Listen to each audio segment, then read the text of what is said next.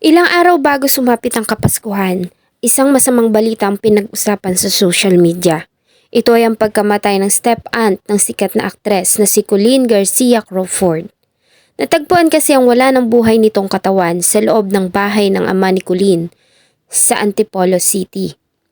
Pero sino ang pumatay at bakit nga ba sinapit ng biktima ang napakabrutal na kamatayan ilang araw na lamang bago ang Kapaskuhan? Samahan niyo po akong balikan ang mga pangyayari sa naging masakit na kamatayan ni Canis Manica Seming.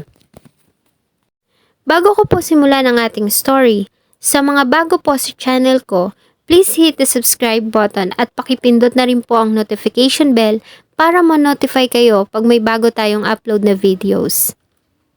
December 23, 2023 ay mabilis na kumalat sa social media ang panawagan ng aktres na si Colleen Garcia Crawford kung saan ay humingi ito ng tulong sa publiko para sa mabilis na pagkakadakip ng tinuturing na suspect na pumatay sa kapatid ng kanyang stepmother na si Say Garcia.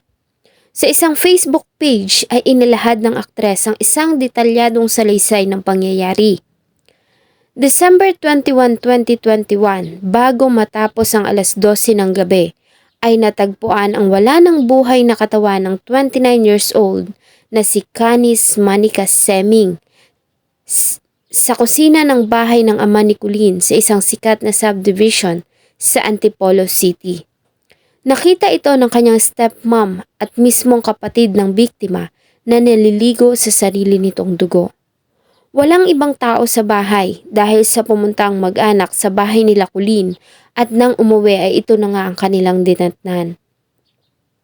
Agad naman na dumating ang team ng mga investigador at soko sa lugar para magsagawa ng investigasyon. Una nilang tiningnang motibo ng krimen ay ang pagnanakaw dahil sa nawawala ang cellphone ni Canis. Subalit mariin naman itong kwenestyon ng pamilya dahil kung pagnanakaw ang motibo ng suspect ay katakataka na hindi nito kinuha ang bag kung saan nakalagay ang wallet ng biktima, mga cards at passport. Nila ang mga CCTV at isang lalaki ang kanilang nakita na galing sa loob ng bahay.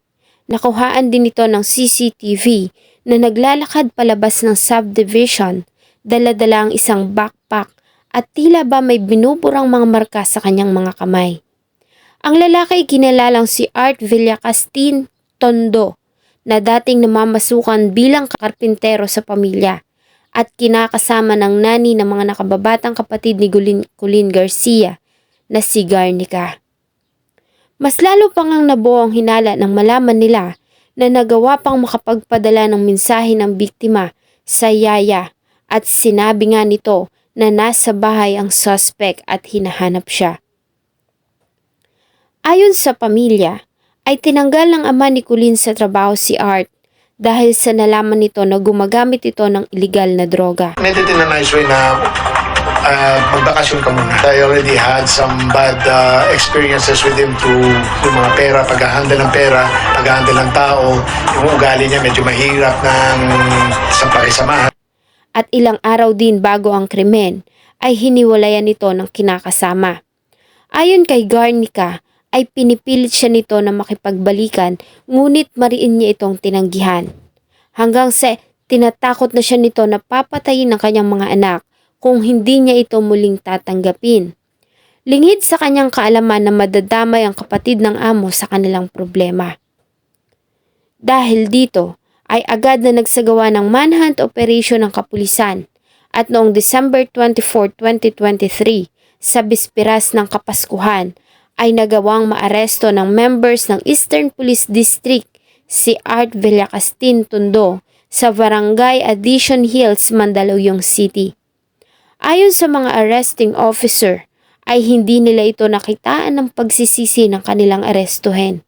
Sa katunayan, ay nagawa pa nitong kunin ang kanyang sahod at tahimik na sumama sa kanila. Parang siyang normal eh. Nung hinuli siya, wala siyang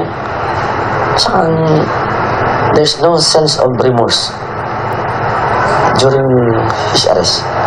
Wala siyang remorse or kumuha pa siya ng sahod niya.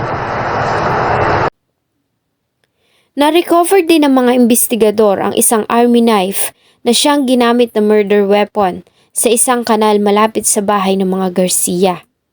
Ayon sa salaysay ni Art Tondo, ay lasing siya nang gawin niya ang pamamaslang. Pasado alas 11 ng gabi noong December 21, 2023, ay nagtungo siya sa bahay ng dating amo sa Antipolo. Ayon sa kanya, ay nasa loob na siya ng bahay bago pa dumating si Canis. Nagawa niyang makapasok dahil bukas ang isang puntuan nito sa likurang bahagi ng bahay.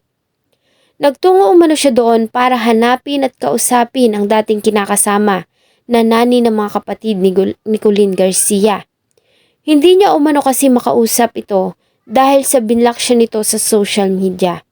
Ngunit wala siyang nadatnang tao sa bahay. At nang dumating ang biktima ay nagalit ito sa kanya.